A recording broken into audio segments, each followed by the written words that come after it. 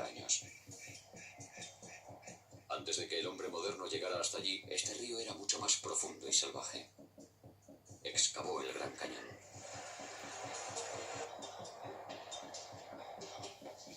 Docenas de presas salpican el río Colorado.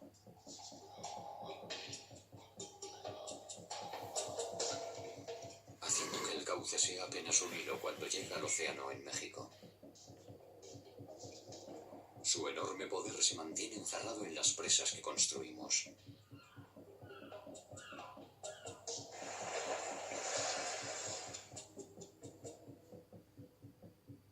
Ya han pasado 200 años desde que desaparecimos del planeta. La naturaleza ha invadido muchas de las ciudades del mundo, pero algunos ríos continúan encerrados entre monolitos de hormigón. En el oeste americano, docenas de presas retienen el río Colorado.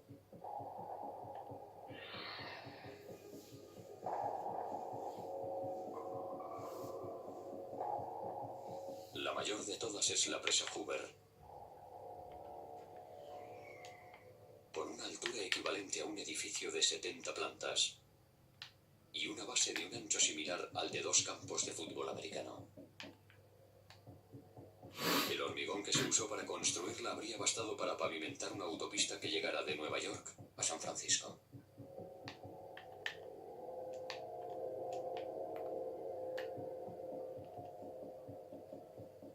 La presa creó el embalse Lake Mill.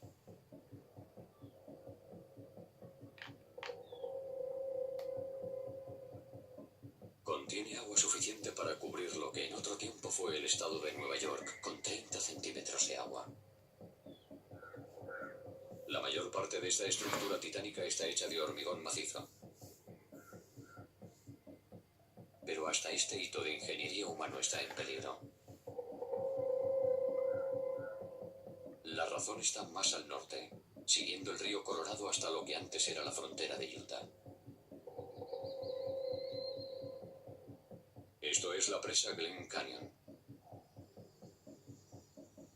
Se construyó a modo de embalse de emergencia por si los embalses que existen río abajo se secaban. Se construyó para que durara durante siglos, pero esta presa tiene un punto débil: los desagües. Son similares a los desagües que impiden que se desborden las bañeras.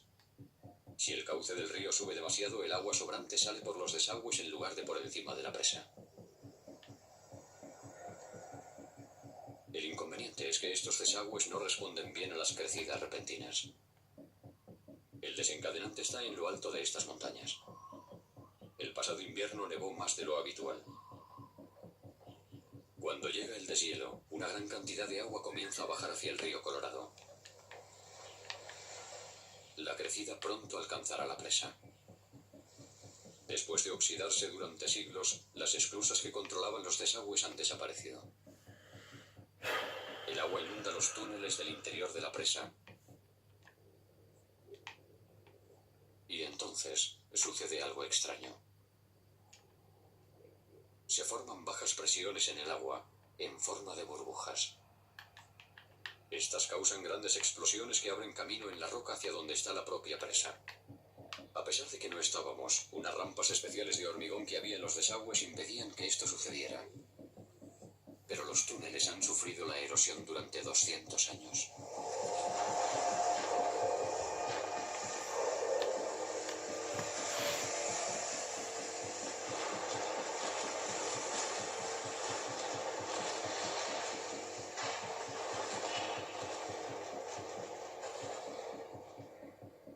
$17.000 millones de metros cúbicos de agua se dirigen río abajo. La crecida supera los 16 metros de altura. Pronto alcanzará la presa Hoover. Esta presa fue diseñada para soportar 219.000 kilos por metro cuadrado. Pero los ingenieros no podían imaginarse esto.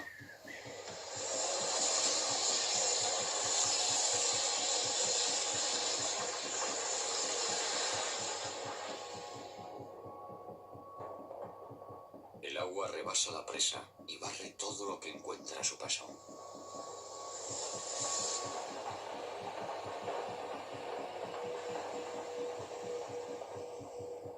ahora se dirige hacia el sur a 40 kilómetros por hora, destrozando las docenas de presas que encuentra río abajo.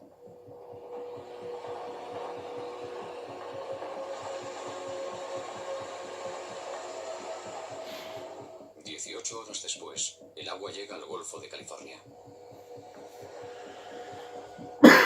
Por primera vez después de 200 años, el río Colorado desemboca en el mar no como un hilillo, sino como un gran río. El río Colorado es libre y transforma esta parte de Estados Unidos.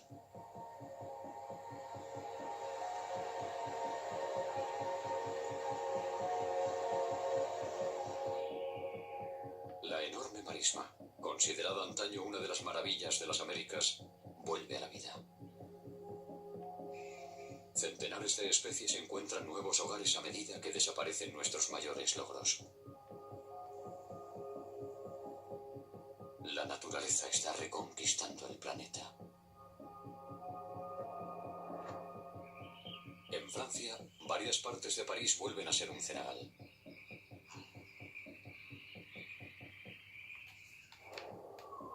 En California, los campos irrigados son otra vez un desierto.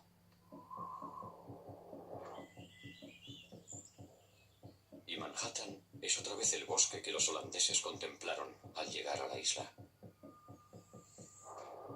A medida que los ríos, que como el Mississippi vuelven a su estado natural, el barro cambia el paisaje. Al sur de Nueva Orleans, más de 647 kilómetros cuadrados de tierra que se habían perdido cuando el ser humano represó el Mississippi. Nuestra repentina marcha también se ha dejado sentir en los océanos. Pescábamos 235.000 toneladas de pescado al día en el mar.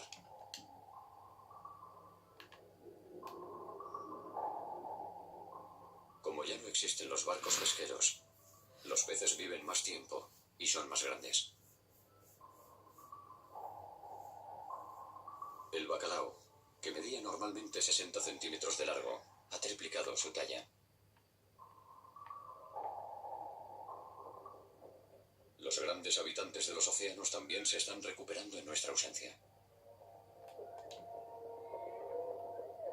Estos 200 años sin humanidad han sido una bendición para las ballenas. Habían sufrido muchísimo. Antes de que naciera la industria petrolera, las ballenas eran una de las principales fuentes de aceite para máquinas y lámparas.